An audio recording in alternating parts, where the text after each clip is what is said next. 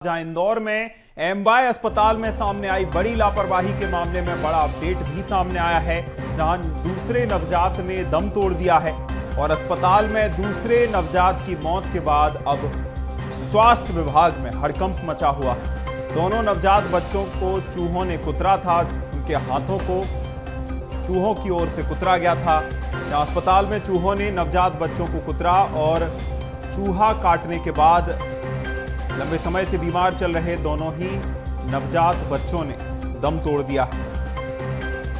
एक नवजात बच्चे ने मंगलवार को दम तोड़ दिया था और दूसरे नवजात बच्चे ने आज दम तोड़ दिया है।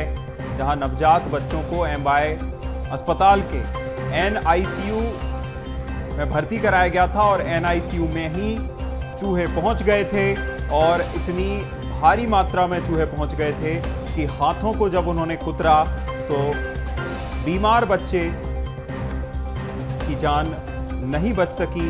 दोनों ही नवजात बच्चों ने दम तोड़ दिया है। बड़ी लापरवाही का ये मामला सूबे के सबसे बड़े अस्पताल एमवाय अस्पताल से सामने आया था, जहां सबसे बड़ी बात पेस्ट कंट्रोल, जो कि हर 15 दिन में रिपोर्ट मांगी जाती है एमवाय अस्पताल में पेस्ट कंट्रोल को लेकर, उस रिपोर्ट पर भी सवाल खड़े हो रहे हैं। साथ ही साथ जो प्रबंधन है एमवाय अस्पताल का, जो प्रबंधन है उस पर भी बड़े सवाल खड़े हो रहे हैं। किस तरह देख रेख की जा रही है एमवाय अस्पताल की, साफ सफाई को लेकर, हाइजीन को लेकर कितने सजग प्रबंधन के अधिकारी हैं, साथ ही साथ जो स्वास्थ्य अमला है एमवाय अस्पताल में वह कितना सजग है, इसे लेकर भी कई सवाल खड़े हो रहे हैं। अब तक इस मामले में 6 लोगों पर कार्रवाई हो चुकी है और ज्यादा जानकारी के साथ भारत पाटिल ग्राउंड जीरो से हमारे साथ जुड़ रहे हैं। भारत, देखिए 6 लोगों पर कार्रवाई होती है, अब दूसरे बच्चे ने दम तोड़ दिया है और मामला गर्माता जा रहा है, क्या अपडेट भारत?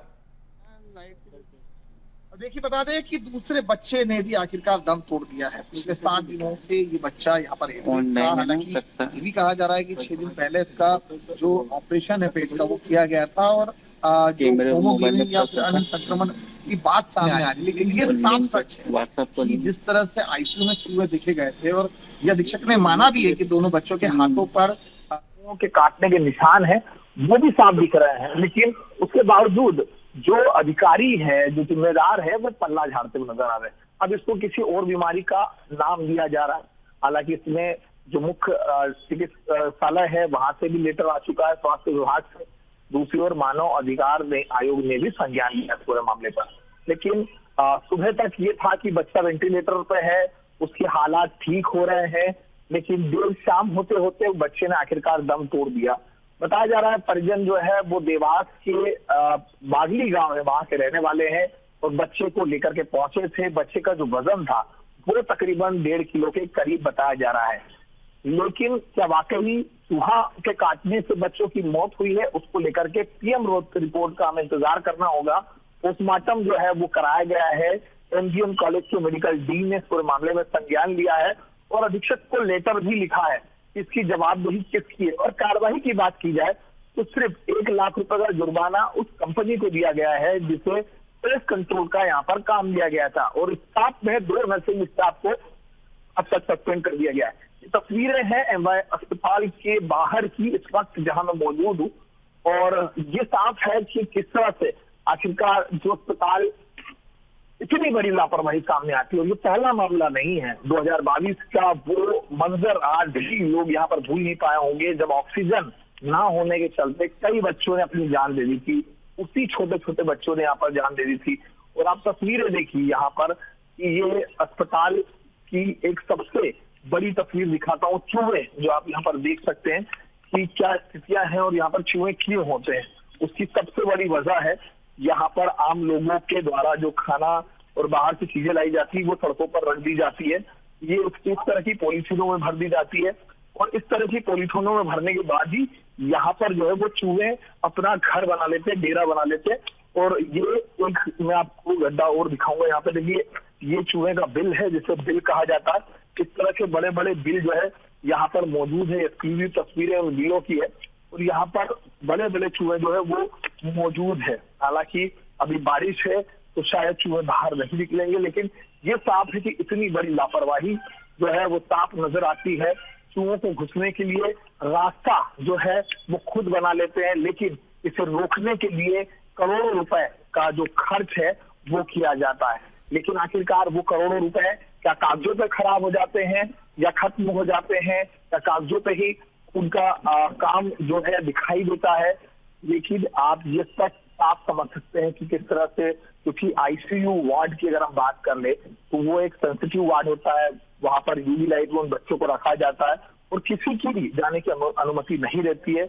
लेकिन वहीं पर, क्योंकि ये भी कहा जा रहा था कि नर्सिंग ने पहले ही स्टाफ को यहाँ पर अवगत कराया था, लेकिन कोई ध्यान नहीं दिया गया। डॉक्टरों का कहना है कि नर्सिंग स्टाफ ने जो है किसी तरह की जानकारी या सूचना नहीं दी है। ये अस्पताल आप देख सकते हैं तस्वीरों में, ये सबसे बड़ा अस्पताल जो है प्रदेश का है और यहाँ पर मध्य प्रदेश के अलग अलग जिलों से जो है लोग पहुंचते हैं। खासतौर पर मालवा निमाड़ से लोग जो है वो इलाज कराने यहाँ पर पहुंचते हैं और तकरीबन रोजाना 20 से 25 हजार लोग यहाँ पर जो है इलाज के लिए आते हैं। साथ ही साथ डिलीवरी की अगर बात की जाए तो यहाँ पर जो बाहर से रेफर होके, जिस तरह से ये 2 बच्चे आए थे रेफर होके, तो ये 2 बच्चे भी रेफर होके पहुंचे थे। एक बच्चा धार के बड़वानी धार के इलाके का बताया जा रहा है, बड़वानी इलाके का। दूसरे बच्चे की अगर बात की जाए तो वो बच्चा जो है फिलहाल रहने वाला अभी जो है वो देवास के बिल्कुल कहीं ना कहीं देखिए भारत एमवाय अस्पताल सिर्फ एक नाम नहीं है, एक ऐसी जो प्रेरणा की किरण है जो कि गरीबों के मन में वह विश्वास जगाती है कि अगर हम उस अस्पताल तक पहुंच जाते हैं तो हमारे अपने या जो हमारे लिए जरूरी संबंधी हैं वह बच जाएंगे। उस जगह से इस तरह की लापरवाही की घटनाएं सामने आना, और चूंकि पहले भी इस तरह का इतिहास रहा है उसके बाद भी ये लापरवाही होना कई सवाल खड़े करता है। और उतना ही बड़ा सवाल जो प्रबंधन है उसकी जो अनदेखी है या कहें कि वह जिम्मेदारी नहीं लेना चाहते, वह भी बड़े सवाल खड़ते हैं।